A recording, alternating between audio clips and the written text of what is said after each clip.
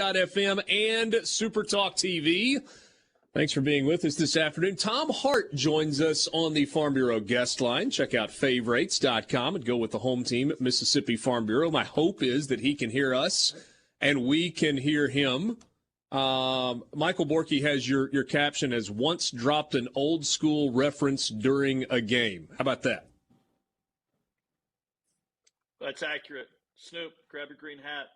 We're going streaking. Is that it, maybe? That's it. I think that is the one. I'm not even going to tell you why we were talking about this in the previous segment, but I was told I had to ask you who your EPL team is. My English Premier League team? The one that Ted Lasso coaches. He's my guy. Okay. That is a solid enough answer. I don't know. I guess so. We don't have this. We have this running bit. Hey, Dad, what is Arsenal's actual mascot? The Gunners. Okay, so the Arsenal Gunners are really good. So one day I pulled up the standings, and Hey Dad was like, "Who's your team?" I was like, "The Arsenal Cannons," based on what their logo looked like. He's like, "You mean the Gunners?" I was like, "Maybe to you, but they're the Cannons to me, bud." Here's why I can't get into the Premier League, okay? Like, I'm looking at the table right now. It's not standings, it's the table. Arsenal, in my opinion, has won 4 out of the last 5. But over there, they would say have won 4 out of 5. Man City have won 4 out of their 5. They got a tie 2 matches ago. Tottenham's up there. You would think the English would know how to speak English. They don't. The nouns and verbs must agree. My mom was an English teacher. Let's go, Britain. Premier League, my butt. Queen's English or something. I appreciate that breakdown. Queen's English is the Tigers' old English D on their hat. That's all I got. Jeez. Duke used that as the mid-court logo at Cameron for a long time, and then they got away from that also, and had to put K's name on everything. So you are headed to Lexington this weekend. Before we get into the game, I know you've done it before. Are you going to Keeneland tomorrow or Saturday for any of the races? No, not tomorrow because we've got Big Blue Madness tomorrow night. So tomorrow's a pretty full day for me. He's going to have a really good basketball team this year. So maybe Saturday. The weather should be pretty good morning, although it's supposed to rain afternoon, evening last time I checked. So it's really cool if people haven't been. I mean, I'm not a big horse racing guy, but I've been to Churchill Downs once or twice. I've been to Keeneland a few times. It's just if you like sport, it's nothing more true than who's got the fastest horse. Then again, sometimes they find ways to make them faster, but that's another story. It appears as if Mississippi State has fast horses and Kentucky is not exactly a thoroughbred these days. Wow. I like the way you did that. You're welcome. I'm done here. I tell you what's different from my perspective on state, and I don't know if you guys have sensed this or this has been spoken about to this point. We asked Coach Leach about it yesterday.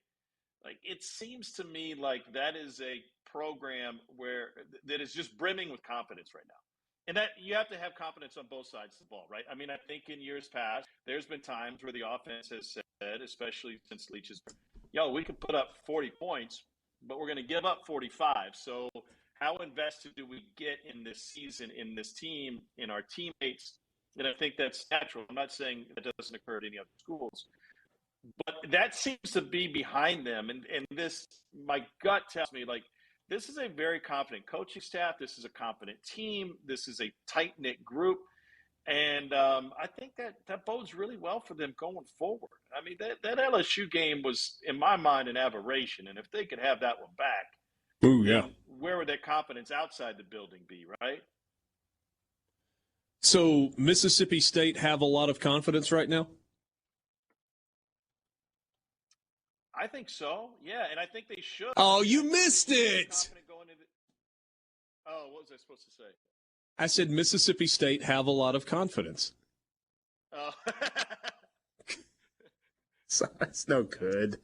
No good. All right, so let's take the Mississippi State for a second. Defensively, really aggressive. If you go back and you look at the numbers that Kentucky has put up against Zach Arnett's defenses the last two times they've played, that includes a 24-2 win that Kentucky's defense was really good, but Kentucky had less than 200 yards of total offense. And then same thing last year, like 250 yards of total offense. What does Kentucky do to get going in a best-of-case scenario where everybody's healthy, much less where they've got an offensive line that's given up 25 sacks? Levis threw 3 picks last year, right? Is that right? Correct. Game? I mean, I Yeah. did it, but it gets lost a little bit. Here's the bad news for Kentucky. If you ask, like, where are the fixes? There are no immediate fixes.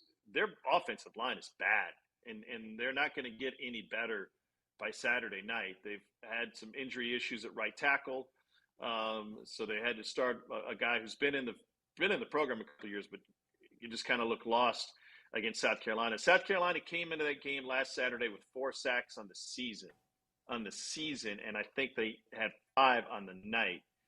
Maybe it was more than that, actually. So, and Will Levis, though he didn't play, I mean, he's already been sacked 18 or 19 times this season, and he will be less mobile Saturday night than he was, at least for the first half against Ole Miss, and that he was throughout his career, because that turf toe is still going to be a bother for him. It'll probably be a bother for him all season. And he is a very good, like, he's an elite runner with his size. You know, he's kind of like Dak, like when Dak was at State in terms of running. Like, that was a big part of what they could do with him. That was his role at Penn State, and now that's essentially been shelved. So he's way more one-dimensional. I just think if they're going to have any luck, they're just going to have to hit on some big plays. And Levis has a big arm, and they've got a great wide receiver trio. They run the ball fairly well with Chris Rodriguez now back in the lineup after he missed the first 4 games of the season, and you saw that against Ole Miss.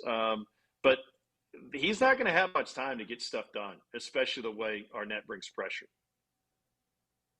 This may sound like a strange question because we're not talking about Tiger Stadium. We're not talking about Bryant-Denny. We're not talking about Auburn or any of the other elite environments traditionally.